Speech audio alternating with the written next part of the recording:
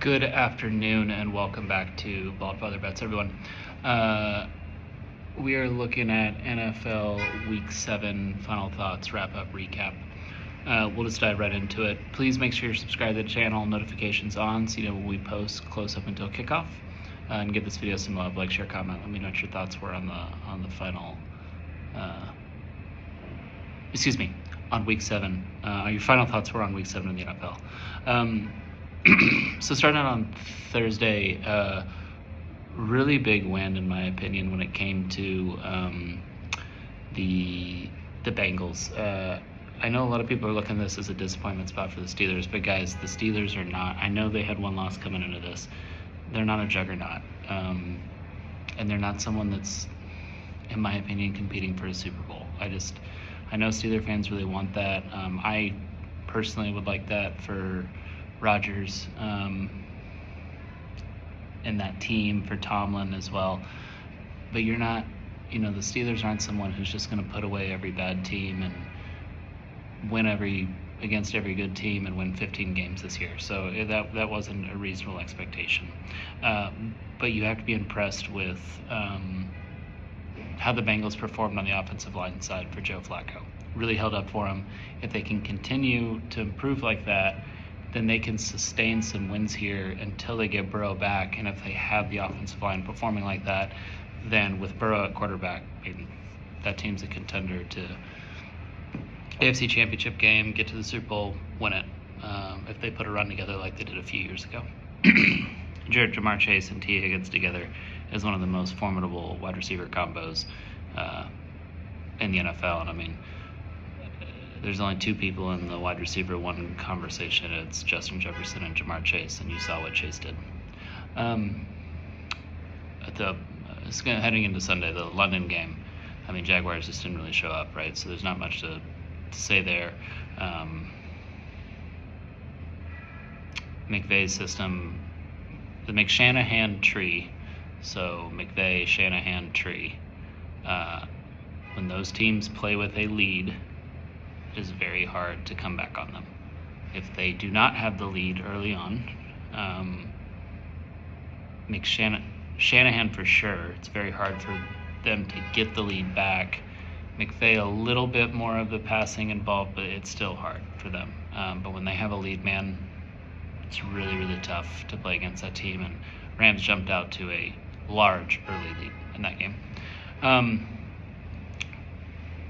In the early window, really on Sunday, what surprised us was how bad some of these bad teams did. And you always have a week like that, right, where you're stringing along, you're losing close game after close game after close game, and then finally you're just like, the wheels fall off and you just kind of get blown out. But it happened to kind of everybody. I mean, Titans got blown out, Dolphins got blown out, Jets didn't get blown out, but I mean, they didn't look good, losing 13-6, right? Raiders got blown out. I mean, everybody who was bad just kind of had a really, really bad week. We told you about the Chiefs. Told you about the Chiefs during the offseason, and we told you about the Chiefs when they were 2-3. I mean, the thing to have was a Mahomes MVP ticket around like week 3 or 4. That was the thing to have. Unfortunately, all your like futures bets on the Chiefs, you've kind of, it's not worth it anymore. It's too bad.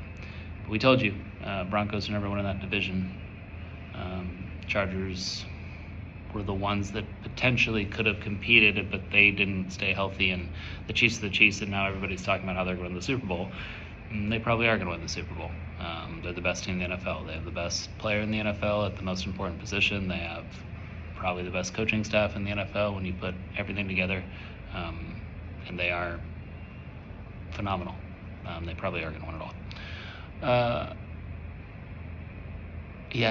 Like I said, a lot of blowouts, not a lot of close games in that early window.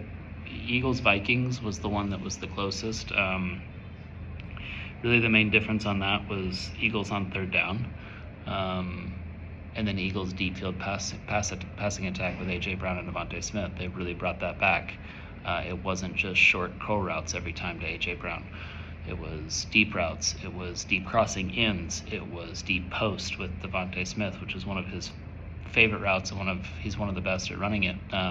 in the NFL, and you saw what he was able to do. So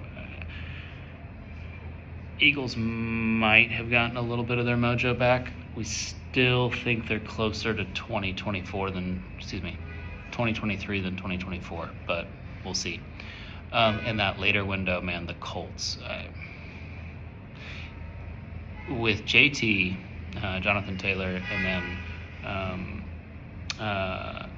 Jalen performing the way that he is, Shane Steichen has the closest thing that he's had to his 2022 Eagles offense, and my gosh, they look good.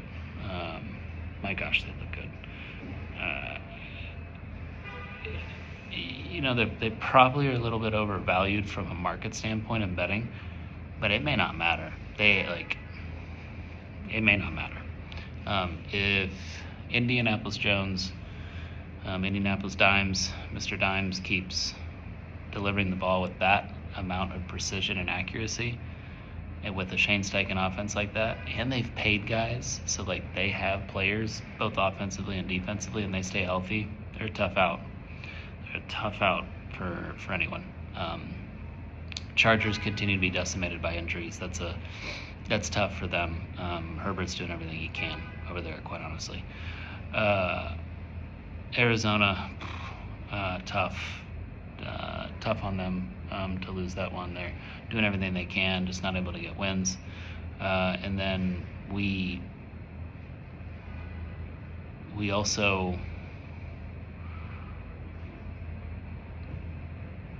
gonna have to start having a conversation about Kyler Murray versus Jacoby Brissett, because the Cardinals' offense has looked better with Jacoby now 2 weeks in a row, significantly better.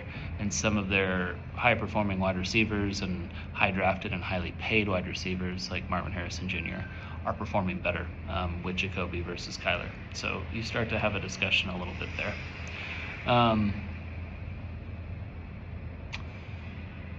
Not a whole lot out. The Cowboys dominating win. Offense is great. Game to me doesn't show too much, but they had a dominating win for sure in that game, and happy for them.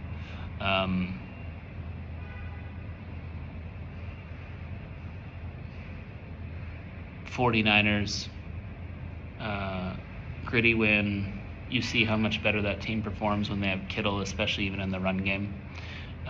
Falcons, pretty disappointing, quite honestly, to have a performance like that. But they still are, when they put it all together, one of the most talented teams. But I think you're going to continue to see up and down from the Falcons until they learn how to be a winning team and franchise, especially with the young quarterback. Monday, Detroit. Detroit's probably the class of the NFC right now, and they're going to get guys in the secondary back. But now, knowing that you have these guys as your backups, they went up against, even with the injuries, they went up against one of the more formidable passing attacks in the NFL, and they shut it down pretty hard. And then after that, we talked about that.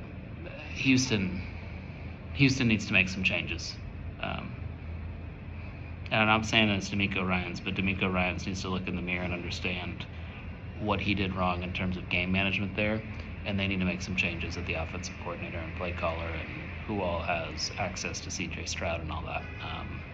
And then on the Seahawks side, we told you DVOA said the Seahawks were the number one team in the NFL. Other metrics said the Seahawks are the number one team in the NFL. And to be -3 on turnovers and win a game, you got to be pretty damn good. So Seahawks are the real deal. And in a division that everyone's saying is going to come down to the Rams and the 49ers, let's not forget the Seahawks have the exact same record, and they may end up being the ones that take this thing. One of my favorite future bets right now is Seahawks to win the NFC West, because everyone's talking about the Rams and the 49ers. That's it, guys. We're keeping it short and sweet today. Please make sure you give this video some love. Like, share, comment. Make sure you subscribe to the channel. We'll be at you again tomorrow with our Thursday night pick. We've already laid that one out. And then before we get out of here, I'm going to lay out a few more picks for you. We're taking the Ravens -6. We're doing that one for 5 units. We are taking the Panthers plus the 8.